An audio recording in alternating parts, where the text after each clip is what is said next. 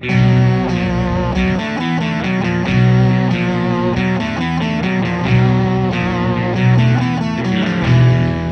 chickadee check. Check, chickadee check. Hey, everybody. My name is Michael Rosso, and this is the Film Photography Podcast, the podcast for folks who want to shoot film, whether it's motion film or still photography film. I'm here with the gang today. Leslie Lazenby, she's not here yet, but she's on her way. She's stuck in triffity traffic. But Matt Marash is here. Hey, how's it going, guys? Trev Lee is here. Hey there. Mark O'Brien. Hey all. Owen McCafferty. Hey, hello. And I just want to welcome everyone to the show. And Trev, why don't you drag the mic over to your face? We're sharing a mic. Oh, you can bring it closer. So, folks listening, Trev Lee is with thedarkroom.com. Trev is from Bowling Green, Ohio, where we happen to be right now. Whoa. But thedarkroom.com is in San Clemente, California. Correct. And what is your job title there? Director of marketing, but Great. It doesn't cover everything. Like You do a lot everything. You do a lot of stuff. Social media, testing film. Mm-hmm. And I just thought that Trev is a great guy because the folks that are in the room here, the collective here, like we're just so passionate about shooting film. So I don't ever think of you as like, the darkroom guy, or you're a film shooter, regardless of where you would be working. Mm-hmm. Yeah. So that's why I think you give a well-rounded kind of view to just about everything film related, and also you're a great troubleshooter, especially from an entry level film photography. I know we've talked about Trev has a bunch of topics. Do you remember any of them? Well, something that I thought would be fun to talk about, because I've been on here a couple times, and like I said, we often end up talking about similar stuff. Like, I thought it would be fun to just talk about maybe what we're going to be shooting with this weekend. And, you guys are always creating stuff for work. Like, Mike, what do you... If you're just going out to not test the FPP film, like what is your go-to camera, lens, film that you just don't have to think about and you're just going to go out and create and have fun? It's not for work. Oh, for me, it's easy. So yes, I'm always testing FPP film. So if I'm going to go, let's say a local jazz club, which I did with John Fideli, a friend of the family, there's the Musicians Union in, Patterson, New Jersey, and the Musicians Union, they actually have little concerts there. They're little small, like it's one room and just like 12 people show up. And so John's like, let's go. I'm like, okay, let's go. So I grabbed a Canon EOS camera and a 200 to 400 millimeter zoom lens. You know the white one? Oh yeah, the L? Yeah. And that's very unusual for me to grab a zoom lens. I think that for your SLR camera, whether it's like automatic or manual, the classic 80 to 200 millimeter lens, and then the longer lens is like a 400 millimeter lens. Like, they get no attention. No one talks about them. I can tell you at the Film Photography Project, our school camera donation program. There's two of those for every camera body. Yeah, there are boxes and boxes of because back in the 80s and 90s, you go to the camera store and like your parents are buying you a kit. That salesperson is going to push that 80 to 200. Hell yeah, they are. They have vacation to go on. Yeah, so I think those are greatly neglected lenses. So when I'm out just shooting myself, like a few months ago, I went to the park and I grabbed that same L Canon EOS 200 to 400 lens, and I kind of said, I'm going to shoot with a long lens. And it was a lot of fun, and it was something different, and I'm just trying to get myself acclimated to, shooting with such a long length, because my go-to is usually 50 millimeter. What was your film for the jazz show? Portrait, be like lower light. Portrait 800. Okay. And I was disappointed to the point now. So we know the musicians. So I said to John, joking, I'm like, they're going to see the pictures, compared to like people shooting with their phone and shooting Yeah. digital. They're going to see the pictures amongst themselves. They're going to be like, don't invite those guys back. So for me, it was a bit of a challenge because it was very low light. And that lens probably was not a fast glass one. It probably wasn't a 2.8, or was it? might have been f4. Yeah. Yeah, those are 4.5 to 6.3 or something. If I was going to do it again, I'd bring Ilford 3200 black and white. You know, A fisheye and just get real close. well, I default to wide. I always default to wide. I mean, if I'm out shooting, I would bring a 20 to 35 millimeter lens. You know, because I just ever since being like a teenager and film student watching movies, I just fell in love with Kubrick and his 10 millimeter super wide crazy lens. So, you know, that was my challenge. That's what I did. And I don't think I did it well, so I'm probably going to do it again. Yeah, the reason why I ask is because, I mean, you guys all do stuff for the FPP, and I do social media and all that, and it's easy to get in like a lot of people call it like a creative rut. It'd be interesting to hear what Matt thinks of this, because you do a lot of stuff outside of work as well. Oh, I thought he was calling me out because I am in a rut right now. Well, you are. Oh, yeah. Okay, so this would be, I find for me, it's hard to actually, it's easy to name it a creative rut, but for me, I also often think I only get in that a content rut. It's like where I'm thinking about work, or what I have to do for other people, or what I have to do to make someone else happy. That's real stuff right there. Compared to like if I'm just doing something for myself, like if I'm grabbing, that's why I asked like what your favorite camera is, the most enjoyable camera to use. Like if I grab my favorite camera, favorite focal length, and my favorite film, and just walk around, it doesn't matter where it is. If I'm doing it for only myself, I will find something and I'll be creative. I feel like it's hard to get in a creative rut in that sense. The only time I ever feel that so-called rut is when I'm doing it for someone else in any other way. If that's social media, if I'm thinking about what I need to do for the darkroom or whatever that may be. So is that... yeah, it's tough to balance that out. I mean, for me, like I've for folks at home, I had like the YouTube thing going really strong for like 4 straight years. Impressive, seriously. And I kind of burned out on it. Haven't posted for quite some time, and I'm gonna get back to it. Shit, Mike, I think I have like 30 some odd videos in the can. So I've got stuff. It's just like for folks listening, Matt did Large Format Friday for was it at least a year? Maybe more.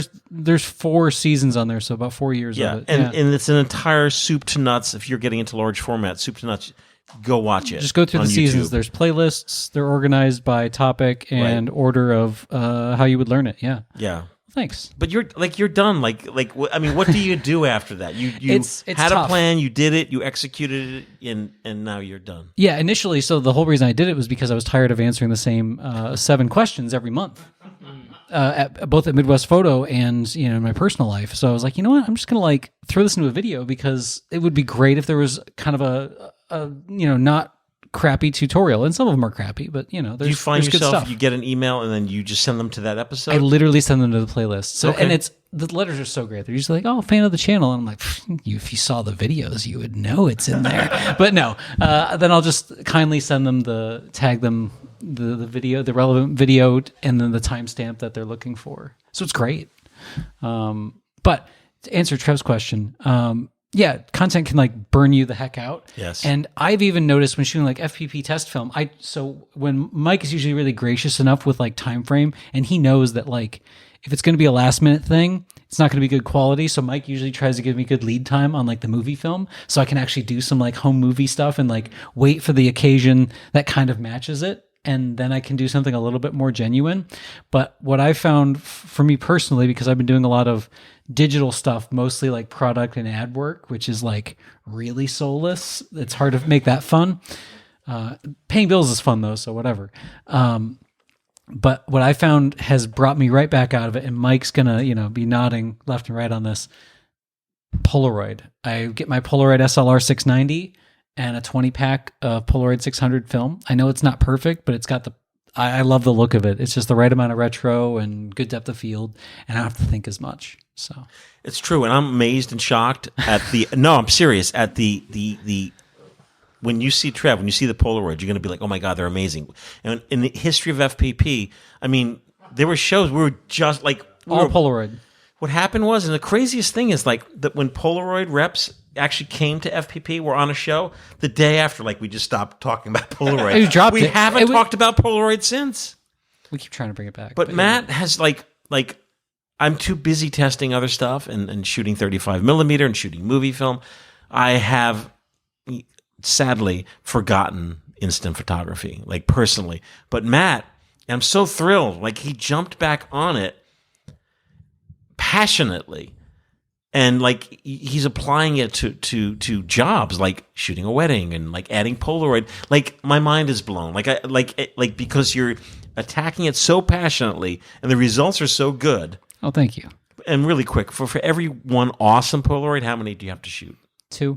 Okay. So it's actually a pretty good ratio now, but you have to have a nice camera. Like we are to the point, like, do not buy a $20 camera if you're shooting $3 a shot film, like Right. or now $4 a shot film. Get the nice, shallow depth of field camera. So SLR 680s, 690s, or the refurb glass lens one, or if you want to go more modern, the I-type Polaroids those are nice. I just prefer the 600 because it's the camera I have. You can literally save 12% on every pack of film just by getting the I-type because you're not paying for the battery that's included, but you have to charge your camera. So, but yeah, if you can get a SLR at a good price, those are where it's at. But yeah, Polaroid's the answer for me. How about Owen and Mark? Most of the stuff I'm shooting is for it is my work. It's my life now because, hey, I don't have to work a day job anymore. So, I'm using all my Social Security before you get in. That's right. Anyway, but the thing is, I find all these years I've been shooting film, I've got notebooks binders full of negatives that go back to over 25 years that are stuff I've actually are now going back and going through some of that material and incorporating it into work that I'm producing now, whether it's a zine or a book. So it's kind of fun to be able to go back and I think my rate of success on older shoots does not match what I'm doing now, and I think that shows that I've grown as a photographer. So, but back to what kinds of things do I shoot differently if I'm shooting, like if I'm testing a film for you, and let's say it's infrared film, I know that I have a certain lens and R72 filter I can use on my Canon rangefinder, and I'll go out and shoot with that because I don't have to mess around with looking through the viewfinder on an SLR for doing infrared stuff anymore. So once I figured that out, I was like, oh, this is so easy. So anyway, but then some of that work might just end up in a publication sometime too. You just never know. You shoot, and I tell people, they'll say they'll ask about shooting, and they'll say, they don't feel like they're comfortable with a film or a camera. I said, you just got to go out and shoot the hell out of things. Shoot every day if you can, because you're not going to learn much if you're only picking up a camera on a weekend and thinking that that's going to be all you're going to do with it, and then you don't put yourself in a position where you can challenge yourself and see what you can come up with. And I think that's the thing, is just shoot. You'll only get better the more you shoot. You can approach that with film, or you can approach it with digital and apply the stuff you learned with digital on the film. So it's a matter of, it's all a learning process, and hopefully everyone's having fun. Mark, I'm very happy. I was worried a few years ago you started like shooting those like Instamatic shots on your phone, the square, faux digital. And like that was just like a little little phase you went through, and then you went. I mean, you're still shooting film regularly. Oh yeah, I shoot film all the time, and I shoot a lot of digital. But I mean, you're talking about like the Hipstamatic. Yeah, phones? Hipstamatic. That was Yeah, it. yeah. I guess those No one have cares about have that those anymore. gotten passe now? I think Passe. No one Yeah. even knows Yeah. what it is. only probably some, It was like a filter and some old timer Yeah. might do it now. As you guys were all talking, because like I don't consider myself to be a photographer anymore. I got into photography at a very young age. I mean, I guess I never really owned a digital camera other than on my phone, so I've been shooting film my whole life. But when I shot my first roll of movie film in 2002, that's when photography for me changed from just, especially film, from just something you use because that's what we had back then, to now I'm actually interested in photography as a medium. And so by the time I got to high school, I started taking black and white photo and darkroom classes. And from the time I was a little kid until I went to high school, I wanted to be a professional photographer. That was my dream. And I was obsessed. I mean, I had a darkroom when I was 12 years old, got into high school, entered photo contests, and then my sister, who is an artist and who is also was a photographer, she started dating a guy who was a professional photographer, and I started meeting him and a lot of his friends and seeing a lot of their work.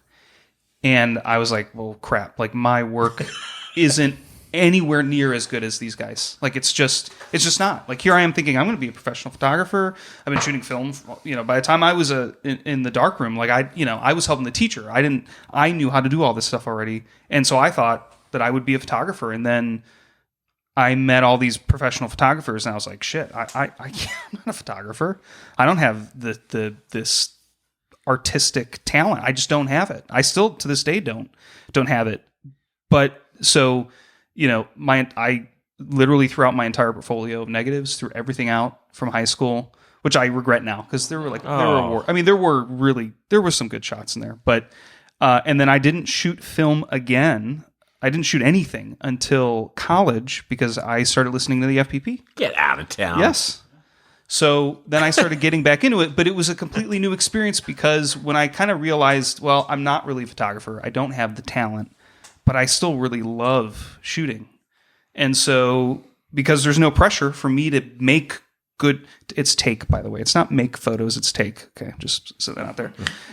I don't have to take really good photos. I just take photos. And so then I really more fell in love with the history of photography, with the history of cameras, with how you fix cameras, how you develop film, different ways to develop film.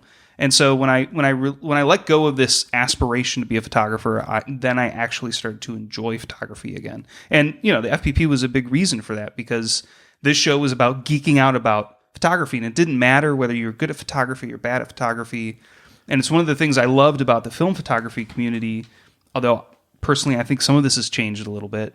It had always been this kind of secret club, like when I was out shooting with the film camera and someone would be like, oh, I shoot with film too. It was like this instant connection. It didn't matter whether they were shooting with a Fisher-Price camera or a Leica. You were just excited to meet somebody who was also shooting film and didn't think you were a weirdo for doing it. And yeah, well, I'm a weirdo for a lot of other reasons. But anyway, so making a long story short, I nowadays, when I shoot film, I'm just doing it to capture memories, and that's all it is, and I have fun with it. And so if I'm not testing film for Mike, usually I'm grabbing a snapshot camera, whether that's a 110 or a 126 now, or instant photography. I was huge into pack film. And that's kind of like, I was telling Mike this earlier, like I hold grudges. I do. I admit it. It's not healthy, but I do. And like, yeah. Well, they who should not be named. But like when they got rid of pack film, I was like, you know what? Screw instant film. I'm done. Not that I don't love Polaroid. I do love and I still shoot my SX70, but like pack film was just $7.99 a pack.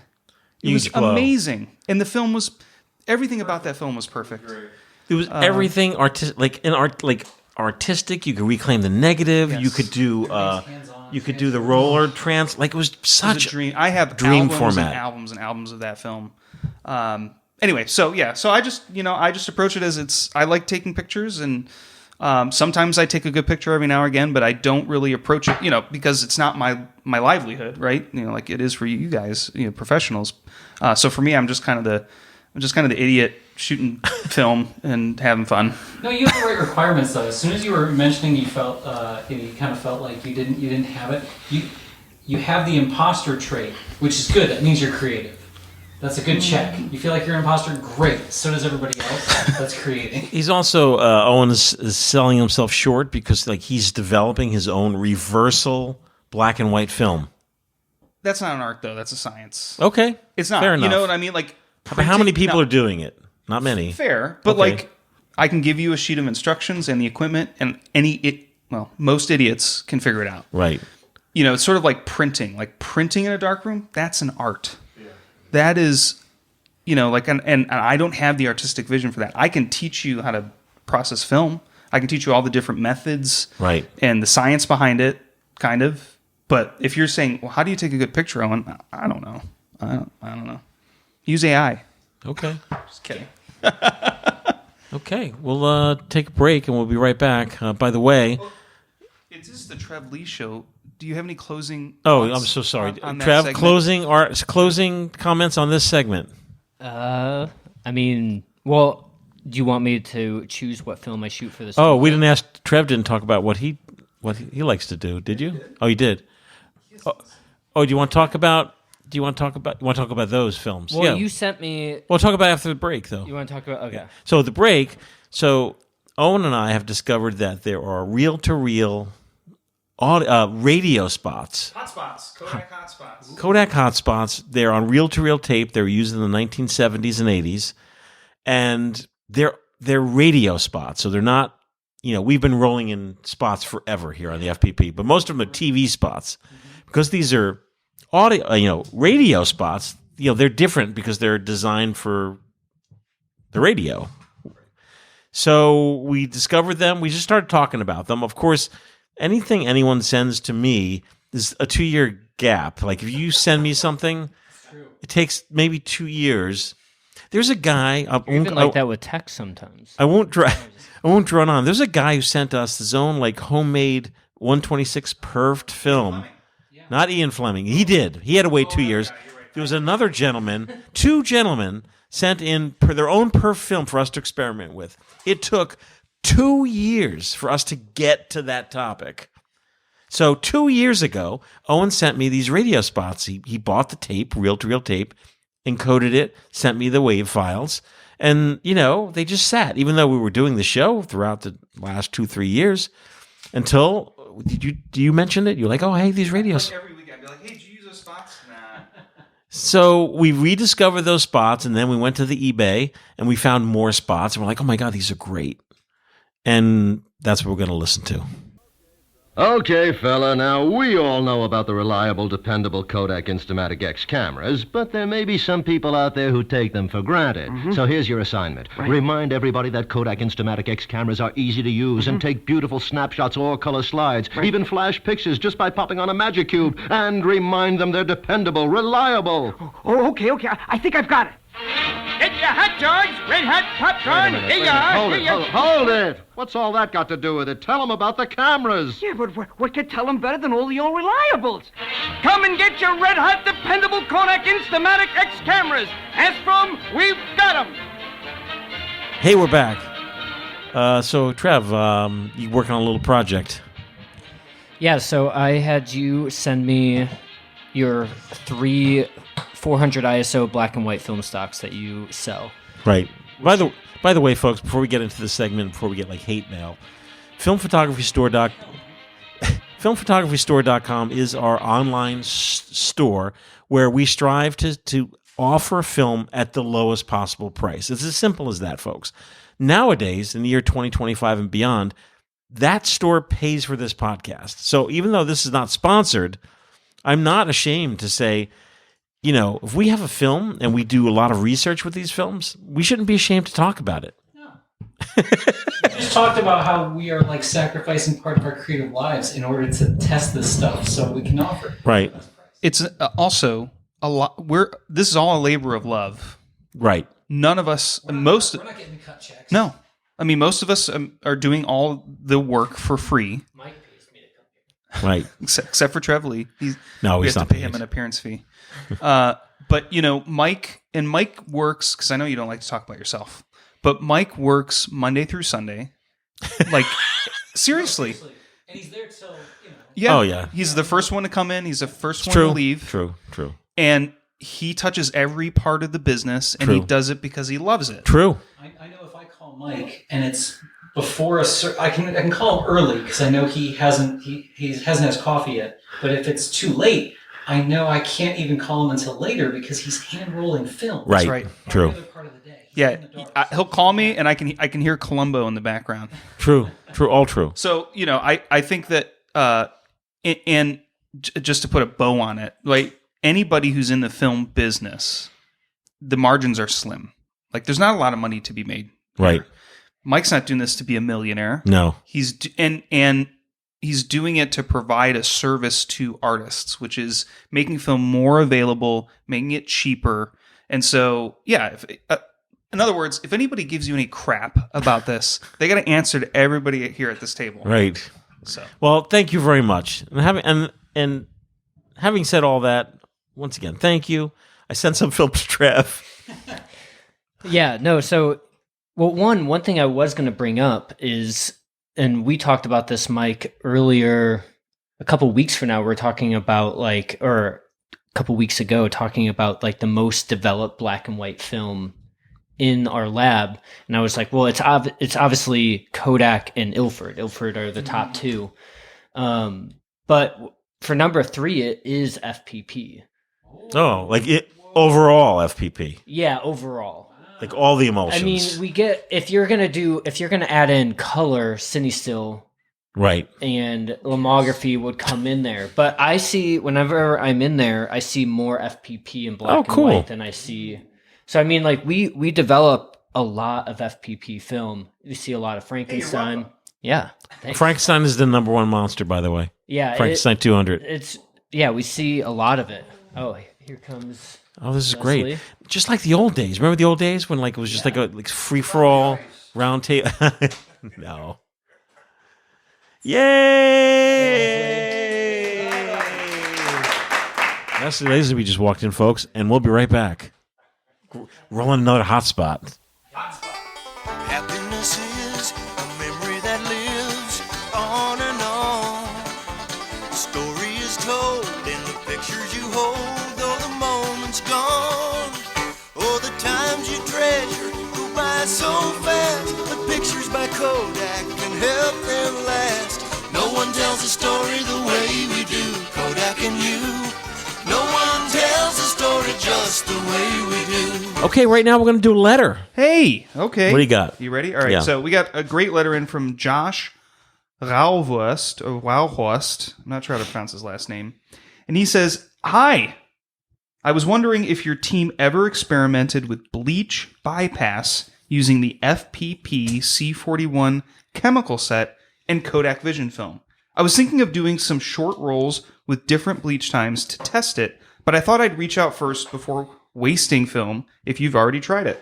Appreciate any input you have." I have a quick question. Yeah, sure. When he's talking about the FPP C41 kit, is he talking specifically about our ECN2 /C41 kit? exactly one, what he's talking the one that has developer, bleach, fixer. Yep, exactly. So you got 3 steps. Yep, Okay, that's what he's great. asking. Yeah. It's a good question, and to address that specifically, it doesn't really matter what kit you're using necessarily unless Yes. that kit has a Blix, which is your bleach and fix So mixed into then one. you can't use that kit for this. You can, but you're going to need to mix your own fixative because you still need Right, that right. fix set. So let's take a step But what back. is bleach? bleach? Matt? What Yeah. is it?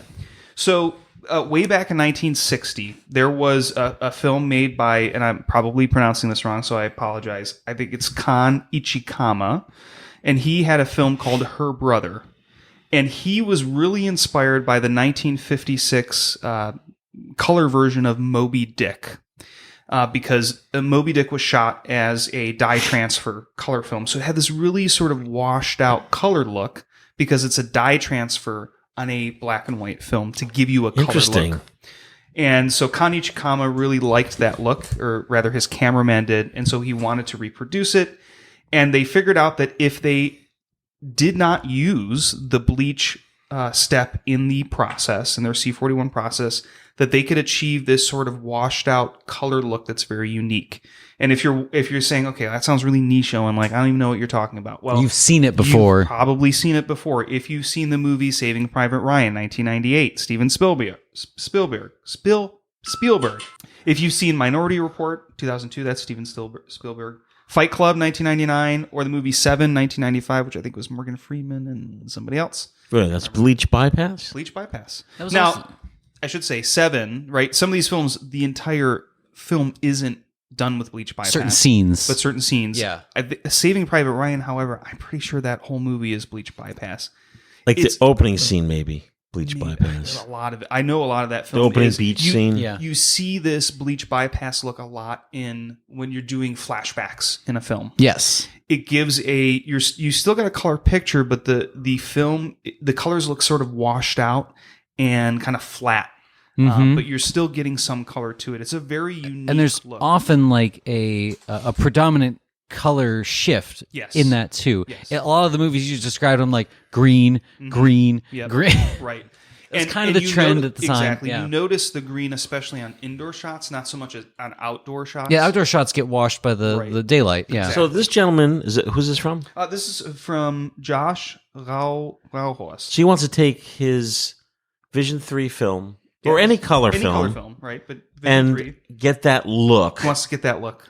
Okay. And so he's asking, like, well, can I do that with the C41 kit? And you can, because at its core, the bleach bypass is very simple. You just don't bleach the film. However, you can get various levels of the bypass depending on how long you bleach it for. bypass. You don't use that step. Correct. But there are techniques, like if you look online, there are techniques where you say, okay, I'm going to bleach it for just maybe a minute or 30 seconds. And that's going to give you varying levels of that Oh, look. So wow. You can kind of mess around with it. Have you ever done bleach bypass? I have. I've done bleach bypass a long To time ago. movie film or to still film? Movie film. Okay. And it's been a long time. So when he wrote this, I was like, gosh, I haven't thought about bleach bypass in a while. But anyway, he did follow up. He sent us a couple of stills with some 250D that he did as a bleach bypass. They look great. Yeah, so if you're looking for kind of a unique look, it looks really good if you're shooting, what are those military like reenactments? Reenactments. Because it gives this really cinematic look when you've got these, soldiers dressed up, etc.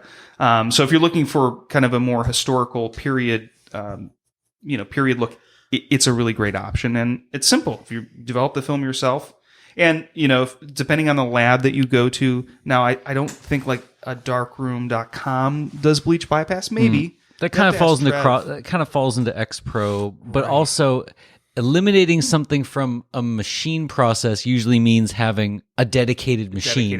dedicated run where they've What got about Yes. shut down by runs. hand? What about like a Blue Moon?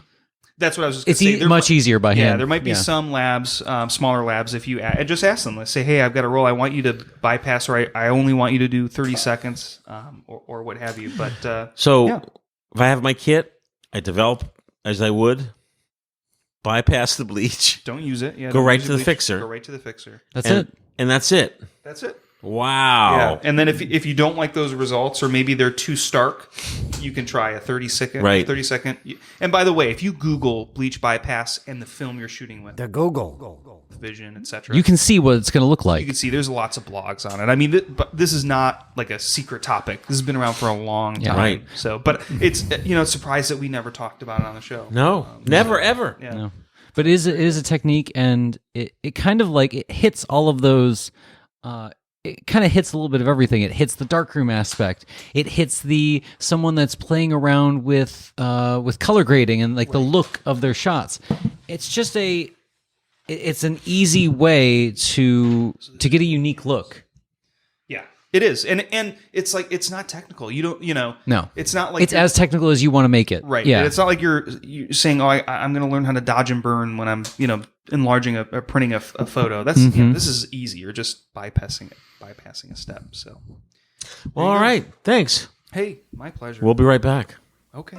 Kodak brings you another episode of picture a brand new world. We really don't need a new camera, Marcia. But John, think of all the precious moments Kodak's new disc camera could capture. We've got plenty of precious pictures, Marcia. Yes, John, but our wedding album's 10 years old, and the disc camera with its automatic advance lets you take a picture in daylight every half second. Marcia, I love the way you say automatic advance. And it can take flash pictures faster than any other built-in flash camera. Oh, my heart's beating faster, too. Oh, Marcia, the Kodak disc camera could renew our love. I don't think that's one of its features, John. Don't miss a single moment of Picture a Brand New World, starring the Kodak disc camera.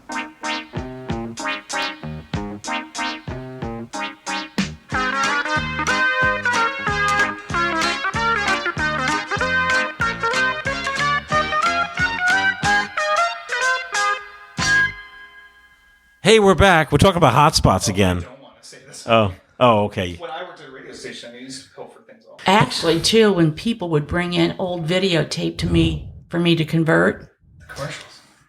The commercials, because they'd put crap in from home, and then there'd be a movie, and then there'd be these commercials, and so Right. they're out there. They are out there. obviously. Hey, we're back, and Leslie's just joined us. Hi, Leslie. Hi. And it's true. Like, if you were a early adapter to like VHS at home, Beta. yeah, or beta, you have these spots from like you would tape like SNL with like Steve Martin from like the 70s, and you'd get these commercials like, you got the look, I want to know better, you got the look. And a lot of that's lost media now. Yeah, lost media. It's a big thing on YouTube. I watch those old Yeah. Some of it should be lost. That's a Jordache commercials, Jordache jeans. Yes. Better than the Gap commercials, I thought. Absolutely, they were great. So we're back, and Trevor's going to talk about some FPP black and white 400 film. You said to me, he called me, okay, Mike, 400. Why were you keying on 400? Well, I feel like there's a lot, like whenever there's new black and white being introduced, like if, Ferrani puts something out, or even you guys, a lot of times it's lower ISO. So I feel like it's less common to see 400 ISO. And I knew it was going to be rainy and kind of overcast. So for this weekend, I was wanting to shoot 400 ISO. And I love your guys' Derev pan. Yes. Yes. Because it has good contrast. This one's actually 36 exposures, which I Yes. think is your only line. Only that one. does that. The most unique looking one is the Svenma 400. Okay. The Svenma 200 I love. Everyone as does. well. And if you don't, you should. It's, And yeah. the Mummy is really good in the sense that it's different. It has lower contrast. It does. Mm-hmm. And it does kind of get bloomy in the highlights. It has like a really unique look to it, but I like it. I took this photo of my daughter like dancing in this like our front door with the light beaming through, and the highlights are just glowing, kind of blown, but it's amazing. I love it. It's like one of my favorite photos. It's a good portrait film. Yeah. Yeah. It is. Since it's a 400 ISO and the grain is very noticeable, this could be interesting to see. Like, you do a lot of portraits. I think that the higher the ISO, the closer I like having my subject, because like if you photograph something far away with high ISO, You lose it. you Yeah. lose it, and it doesn't do that grain any justice compared to if you're photographing a subject up close with like Delta 3200. You see that beautiful grain, but if it's far away, it looks crunchy. You're just losing everything. You're Yeah. losing everything. So yeah, I agree. I think Mummy is a great one for portraits for sure. Yeah. So what should I load first? What do you Oh, think? I saw Pressure's on. tonight's weather forecast and tomorrow. Oh, yeah. you got the right Go speed. With the snappiest contrast 400 you've got. Yeah. Go with the fave. I Yeah. think maybe. This could be another topic you could ask, because people always, when I load film, they always give me crap for how I load it. Why? Let's see. Okay. Matt, in the past, Matt Marash has come into my shop, and I'm in there loading for speed. Yeah. So this is, in my opinion, is faster and more efficient than the normal way. And it's just like this right there. You pull it there. You don't have to pull out the slack. Once, done. I can speed you up by about 2 seconds. How so? Put your shutter speed on 1, 1 second, and you can be cranking that almost before, right when you get the back closed. And so it's just like loaded in, and you load it from the front, which is how I do it. Okay. And then it's like, and it's done. So wait, what do you mean by 1 second? I make it real slow, so I've got time to I keep see. advancing. It's like a race. Yeah. It's like a race. Yeah. Stick your finger in the shot. No, you don't. Not after the first time.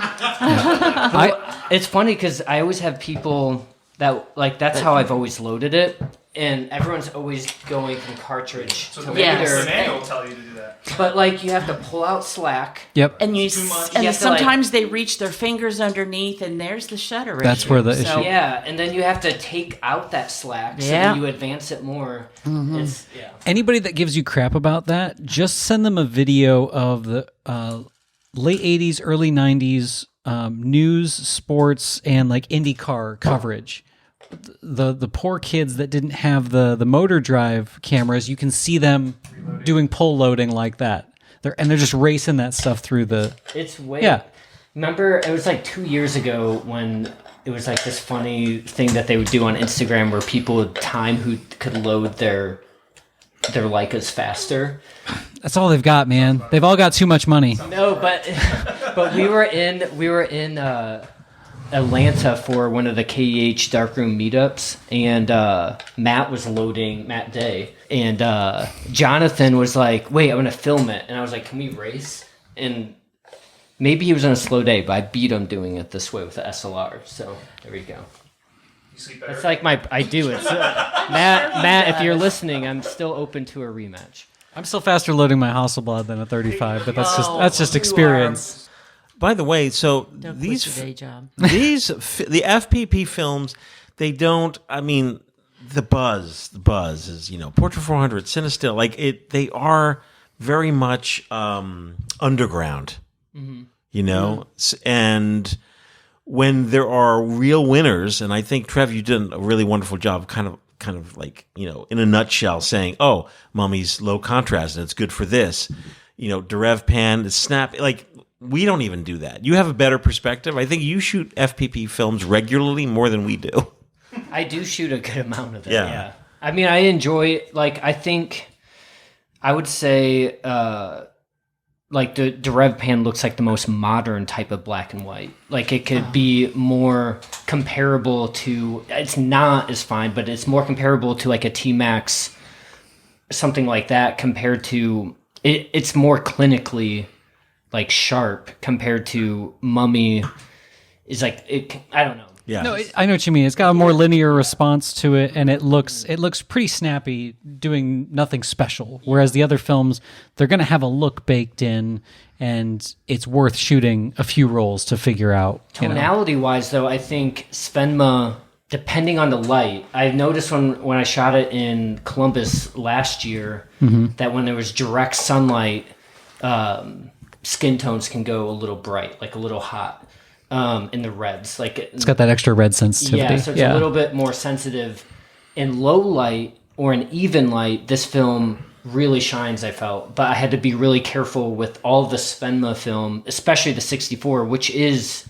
It has IR sensitivity. Yeah. The sky was just gone on a bright thing, depending on where I was metering, if it was backlit. Which is probably why maybe I like the 200 a little bit more, because I shoot that and think, this makes the world look like I want it to look. And I think part of that is because if there is a little blue in the sky, you get a little gray in the sky. Yeah. With the Shima 200. That is my favorite of this. I know it. It's... Yeah. And some smaller camera shops have been requesting Svenma film, so we are going to roll it out nationally.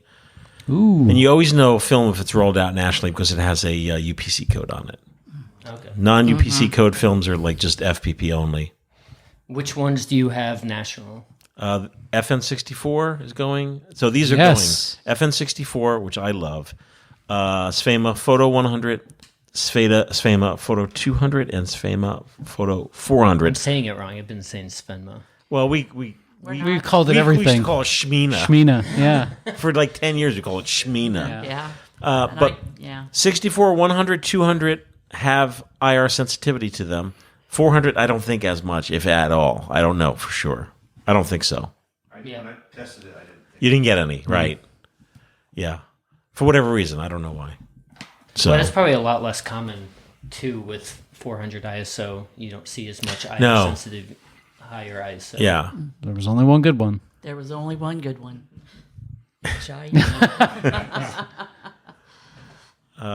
So you're doing like a blog or a test or So my goal is just to shoot all three of them. If I might not get through it, Right. But, I'll do a lot of portraits because I think when we do these meetups, it's really hard to be creative and go around and do what you would normally do photographically. So I end up just photographing the people in front of me. But I find that's like one of the best ways to actually see how a film works, because like we were talking about, you have subject matter really close, you can see the grain.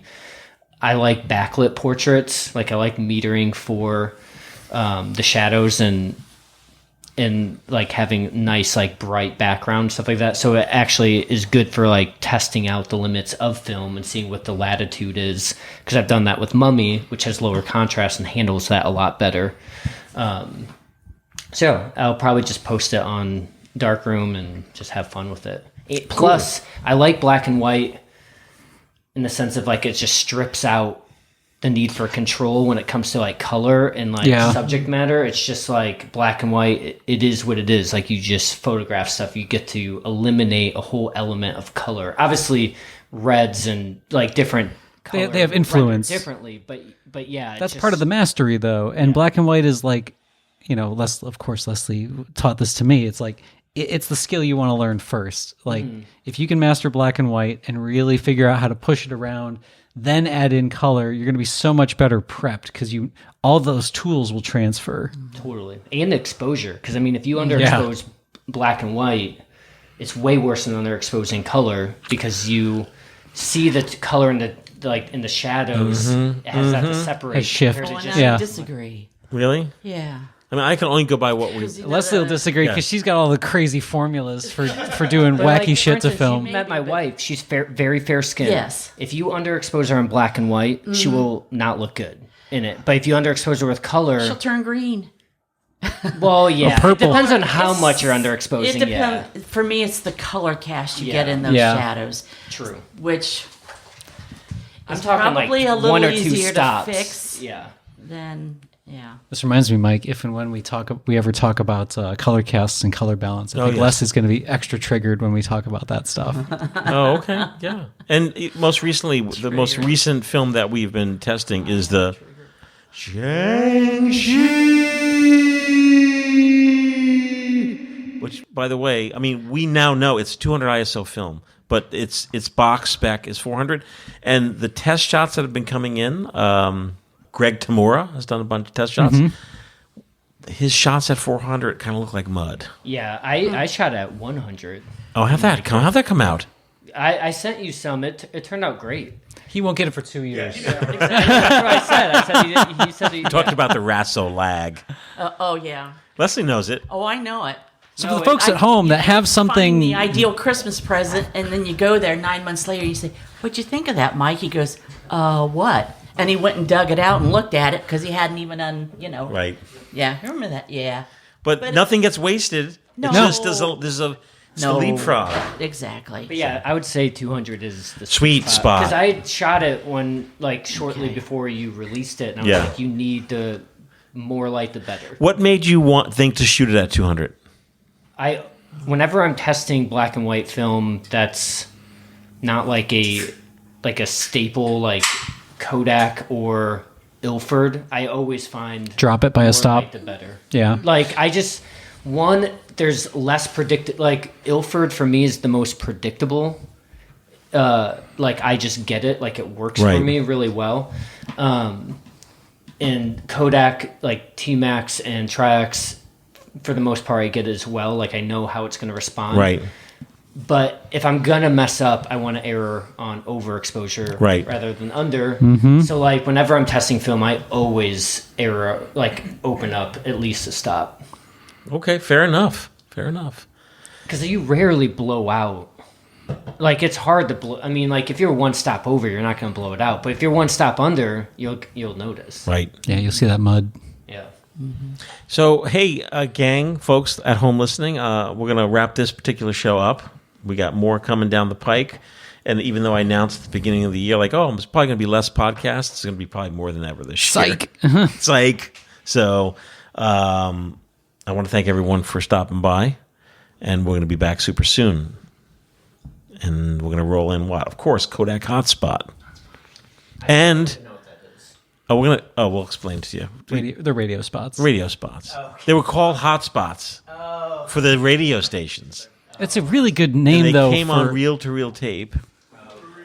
And for those who have been listening in 2025, we've been playing the brand new track from Darren Ballard Riley. If you Google search Darren Ballard Riley, you will find his Bandcamp, and you could purchase all of his albums, all the hits, I believe he wrote Soup, didn't he? Soup? Soup? Yeah. S-O-U-P? Soup, I believe. S-O-U-P. He wrote Fish and Chips. Fish and Chips, another favorite. He wrote Cheap Burgers. Yes. Mm-hmm. And the newest one, which we're going to play right now. Okay. All right. This one, Jessica. It's on the bike.